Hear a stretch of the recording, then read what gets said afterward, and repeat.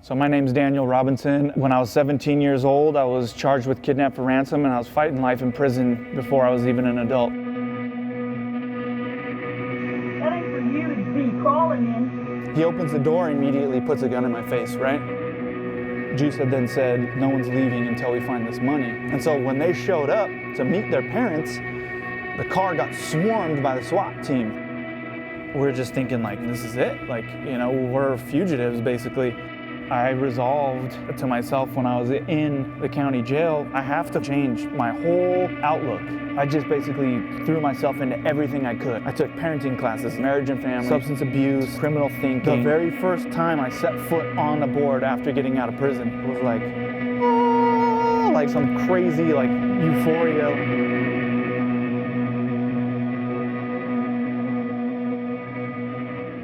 I'm from Sunland, Tahunga, California. You know, that's where I grew up, where I started skating. But I didn't really start taking skateboarding seriously until I was probably about 10 or 11. From middle school up until about, I would say I was about 16, it was like all skating all the time.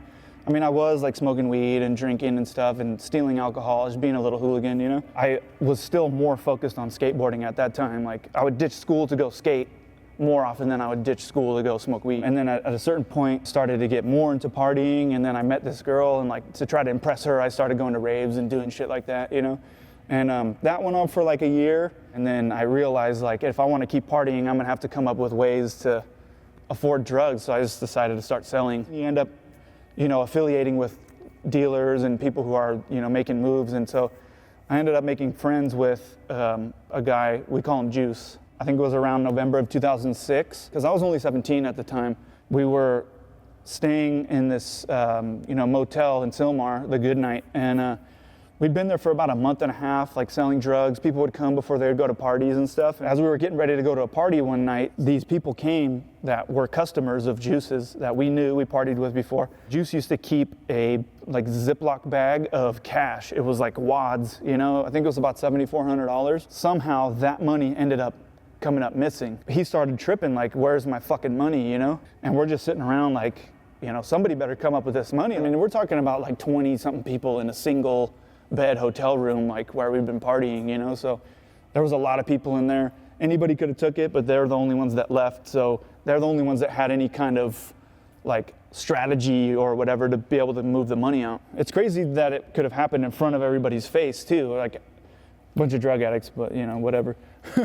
Juice had then said, no one's leaving until we find this money. And I learned this later on, that this was actually technically false imprisonment. If you use any kind of force, any kind of threat of force, intimidation, to hold someone in any specific place, then that's a felony. Juice ended up actually deciding that he was gonna go to the party that we were, you know, preparing to go to, so that he could make some money. When he came back with some other people that we partied with, that we knew, we did business with, and as soon as they come in, it's like, it's on, you know? The guy comes in, he's like, what the fuck is this? Like, you motherfucker stole the money.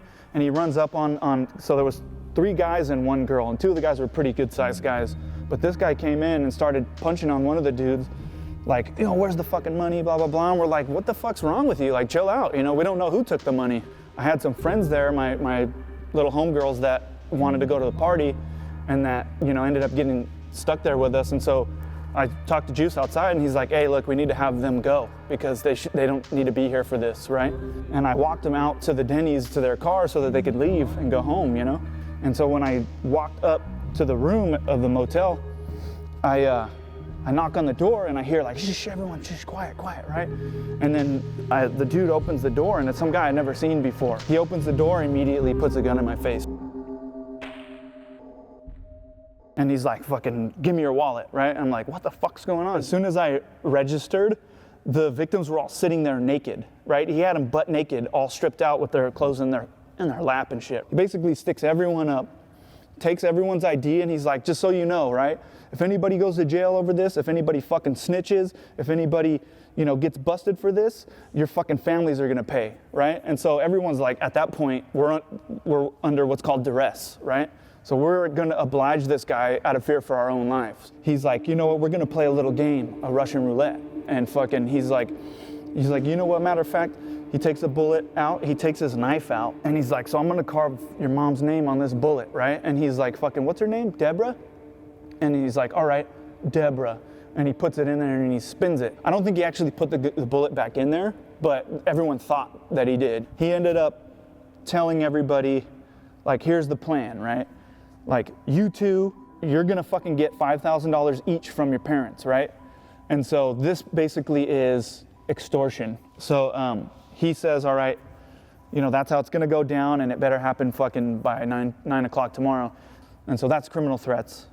We ended up deciding the next morning that 2 of my co-defendants or crimies were gonna take the 2 victims to go get the money from their parents, right? And so as soon as they take them out of that location, it becomes kidnapping, right? And so now there's 2 counts of kidnapping on top of false imprisonment, the extortion, assault, terrorist threats, so now kidnapping. So they take them to go get money from their parents, and they're in another county. One of my co-defendants who was driving them out there decided at some point that they should call their parents and tell them that their friends are being held hostage and that they're gonna be killed if they don't get the money, right? And so that is ransom. That becomes kidnap for ransom. The max term for kidnap for ransom is life without the possibility of parole, right? And 4 victims equals 4 counts of life without, right?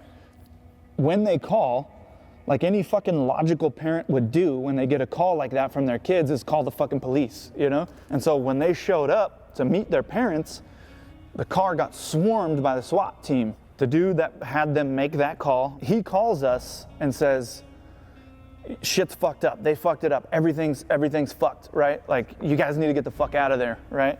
And so we kind of go into panic mode, like, what the hell's going on? We take the other 2 remaining victims out to the car. We got in 3 different cars, and, Juice decided we're gonna go out to the desert.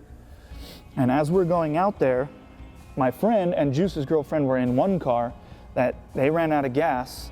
They went to my best friend, right? Went to his house, and they just kind of hung out there while we went out to the desert. I'm looking, and we see the fucking ghetto bird like floating over what looked like a different part of town, right? But we're seeing the shit, seeing all the fucking lights flashing, sirens, crazy shit, right? And we have the victims in the car with us, and so we're looking at this like we're gonna blow right past that shit.